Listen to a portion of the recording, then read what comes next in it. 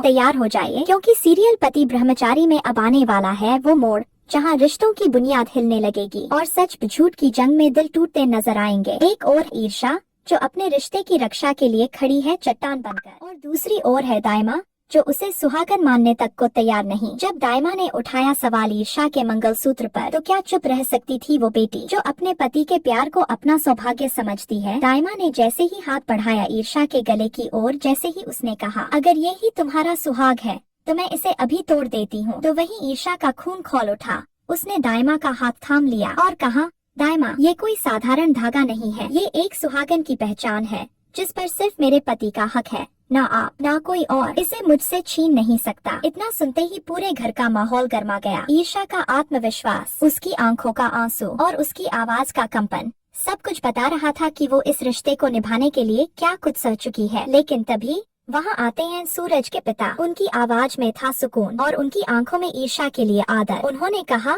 बहू, तुम शांत हो जाओ, ये लोग तुम्हें नहीं समझ पाए, लेकिन मैं जानता हूँ तुम इस घर की इज्जत हो, मुझे भरोसा है तुम मेरे साथ रहोगी। पर कहानी यही खत्म नहीं होती। ईर्षा अब पहुँचती है सूरज के पास, आंखों में आंसू लेकिन होठों पर सवाल। क्या वो 7 फेरे, वो कस्में, वो वादे सब झूठे थे? क्या उन लम्हों की कोई कीमत नहीं थी? वो कहती है, चलो सूरज मेरे साथ, मैं अपने परिवार से तुम्हें मिलवाऊंगी, तुम्हें यकीन दिलाऊंगी कि मैं ही हूँ तुम्हारी सच्ची पत्नी, तुम्हारा सच्चा प्यार। लेकिन सूरज, वो तो जैसे किसी और ही मोड़ पर खड़ा था। उसके शब्दों ने तो जैसे ईर्षा की पूरी दुनिया को तोड़ दिया। ईर्षा, अब मैं बिंदिया से शादी करना चाहता हूँ, मैं तुम्हें अपनी पत्नी के रूप में नहीं देख सकता, अब मेरी दुनिया सिर्फ बिंदिया है। ये सुनकर ईर्षा की आंखों में आंसू नहीं, आग थी, पर दिल में टूटन थी जो शायद अब कभी ना जुड़ पाए। उधर गुलाब सिंह, जो हमेशा से चाहता था कि ईर्षा उसके हवेली में लौट आए, उसे ये मौका मिल गया। वो पहुंच गया सूरज के घर और बोला, मैंने पहले ही कहा था बेटा, ये गरीबों की बस्ती तुम्हारे लिए नहीं है, चलो मेरे साथ मेरी हवेली में, जहाँ तुम्हारे लिए सब कुछ है।